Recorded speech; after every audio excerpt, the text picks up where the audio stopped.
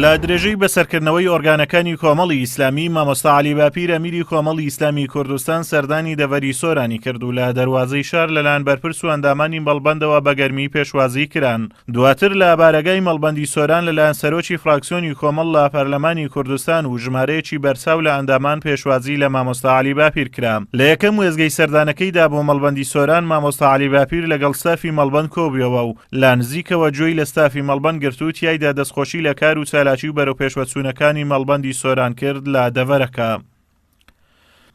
بەناوی خۆی بەخشندەی میهرەبان، دیارە ئەمڕۆ هاتنی جنابی مامۆستا عەلی باپیر بۆ دەڤەرەکەمان شکل لە درێژەی کار و چالاشەکانی مەڵبەندی هەشتی سوانی بەسەر کردەوە. دیارە ئەم زۆرە سەدانی نەوعین زۆر ئیزابین. دەڤەرەکەمە زۆر خۆشحاڵ بوو، هیواداری مامۆستا زیاتر ئەم سەدانە چڕکاتەوە.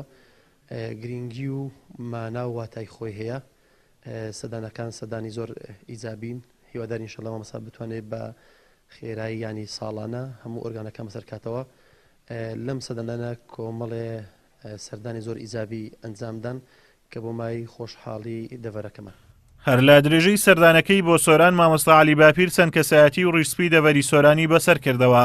دواتر لە چوارچێوەی پرۆژەی نزیکبوونەوەی لایەنە ئیسلامیەکان لە یەکتر مامۆستا عەلی باپیر سەردانی مەڵبەندی سۆرانی بزوتنەوەی ئیسلامی کوردستانی کرد. لەلایەن بەرپرس و ئەندامانی بزوتنەوەی ئیسلامی پێشوازیەکی گەرمی لێکرا.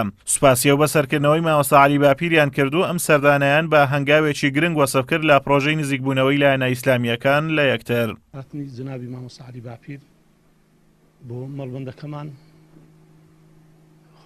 زۆر خۆشحاڵی کردین، بەرز ئەنرخێنین. ئەو پرۆژەی دەستیان داوەتێ پرۆژێکی زۆر پیرۆزە، مای خۆشحاڵیمانە، دڵی گشت ئەندام و دۆست و لایەنگرانی هەر سێ لایەنەکەی خۆش کردووە و قاعیدەی جەماوەریش سود و قازانجەشی زۆری هەیە. یەکەم بەرەکەتی خوای گەورەی ئەکەویتێ، دوو بۆ ناوە خۆشمان زۆر بە سوودە. بەسەرکردنەوەی ئەمجارەی ئەمیری کۆمەڵی ئیسلامی جیاواز لە بەسەرکردنەوەکانی پێشوو لە ئێستادا پرۆژەیەکی هاوبەشی لایەنە ئیسلامیەکان لە ئارادایە بۆ لە یەک نزیکبوونەوە و کاری هاوبەش. هەر ئەمەشە لە سەرجەم دیدار و چاوپێکەوتنەکانیدا چاوی بە ئەندامانی هەر سێ لایەنی ئیسلامی کەوتووە. ئامەش ڕەنگدانەوەی پرۆژەی هاوبەشی ئیسلامیەکانی کوردستانە. ئازاد ئۆمەراوی کەناڵی ئاسمانی پەیام، قەزای سۆران.